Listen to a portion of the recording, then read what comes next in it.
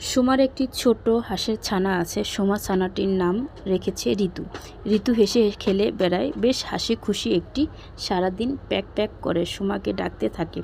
মাঝে মাঝে সুমা রাগ করে বলে, এত ডাকাডাকি কিসের? সুমার সাথী রুমকি, প্রমা, টুসি সুমাদের বাড়িতে বেড়াতে আসলে ঋতু প্যাক প্যাক করতে করতে ওদের কাছে দৌড়ে যায়। ওরাও ঋতুকে তুলে নিয়ে আদর করে। ঋতুও প্যাক প্যাক করে ওর খুশি জানান।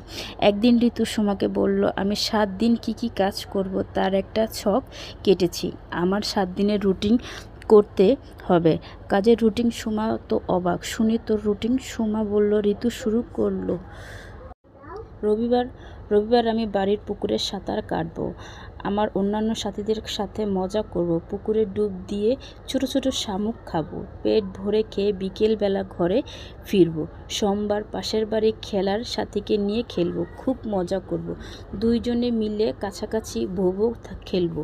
মঙ্গলবার তোমার সাথে তোমার স্কুলে যাব।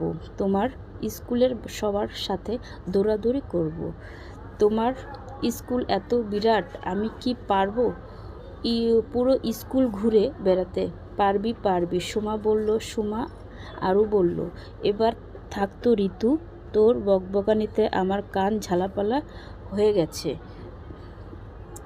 বারে, আমার সব কথা তো শেষ হয়নি। সবেমাত্র মঙ্গলবার শেষ হলো, এখনও বুধ, বৃহস্পতিবার, শুক্র ও শনিবার বাকি।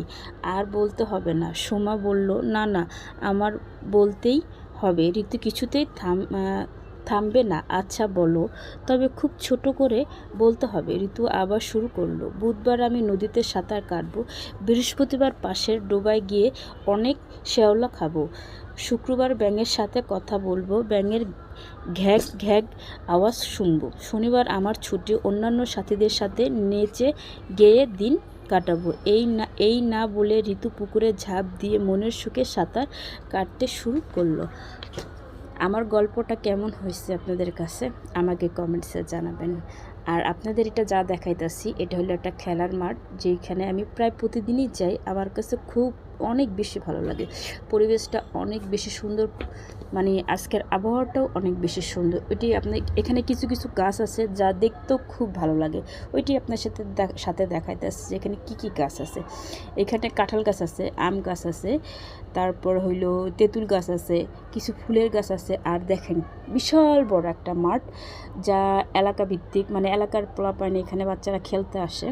আর এটা হলো, এই যে দেখেন, মানে মানুষ যে বসার জন্য এরকম মাঠ কর্মী এরকম করে দিচ্ছে, খুব গ্যালারি।